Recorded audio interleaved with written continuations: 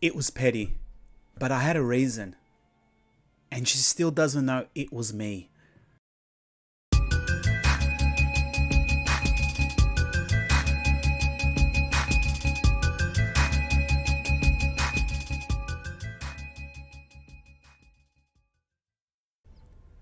I made the Kahoot. There's no mystery to that part. No plausible deniability. No accidental upload from some mythical colleague. It was me. I sat down on a Sunday night, opened my laptop, and typed it all out. 15 multiple choice questions on introductory drama theory, stage directions, blocking, script writing, scenes and setting, basic stuff really. Most Year 8 students would probably be able to pass it even if they didn't take my elective. The questions were all pretty standard. Question formats, ensemble strategies, set conventions, all that stuff. Except one. Just one. I'd like to say I don't know why I did it, but that would be a lie. I know exactly why I did it. I'd like to say I regret it, but I don't. What I do regret, and this is important, is that it came to that. Because if we're being honest, it was pathetic. Not the act itself, but the planning, the timing, the little fake out question I planted 2 slides earlier to remind myself to walk towards 8D.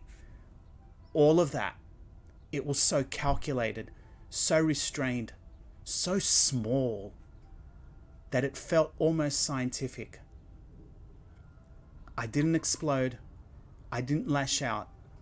I just embedded a name into a quiz and watched her fall apart from the inside. Her name was Sia. If you've ever taught, you know the type. 13, going on Instagram. Brilliant at undermining you without even getting written up for it. She didn't skip class. She didn't swear. She didn't throw things. She just chipped. Chipped away. Every week, every lesson, every line. A smirk here, a sigh there, a line muttered under her breath, but just loud enough for everyone else to hear. And me? I took it. For months. I told myself it wasn't personal, that she was just hormonal, young, just doing stuff that teenagers do. I tried to outlast her. I tried to stay noble. I tried to remember I was the adult. But something about that semester broke something inside me. Not dramatically, not all at once. It was more like erosion. Each micro undermining wore me down until I became that teacher. The one who fantasizes about the kid getting owned, wrecked. The one who imagines poetic justice. The one who starts using phrases just one time, like it's a rationale. And then I heard her talking about a boy named Jasper about 8 weeks into the semester. And then I overheard they broke up a few months later. So I banked it. And then I did the thing. The question itself wasn't clever. It wasn't even particularly relevant either. It was some throwaway multiple choice item. Which of the following would most likely be considered off-stage action? A. A character breaking the fourth wall. B. A door slamming backstage. C. The main character, Jasper, leaving the stage mid-scene. D. A costume change in blackout. That was it.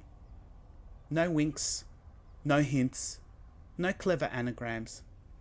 Just his name. A reference no one outside that classroom would catch. But inside that room, it detonated. It didn't matter that the question didn't make sense.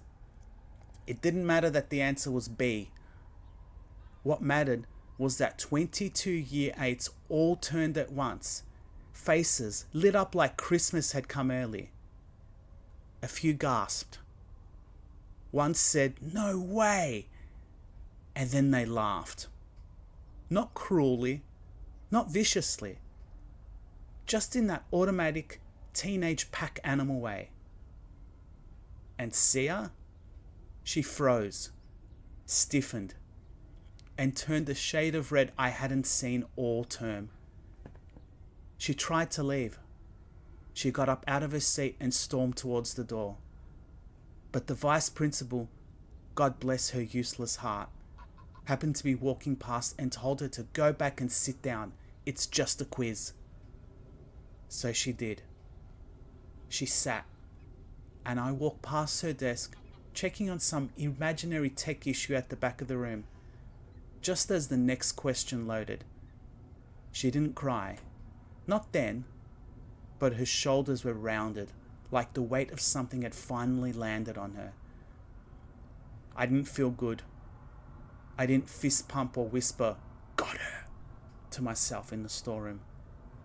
I just felt quiet, like some inner pressure had been released. Not joy, not glee, just the absence of weight. I didn't do it to teach her a lesson. I didn't think it would change her.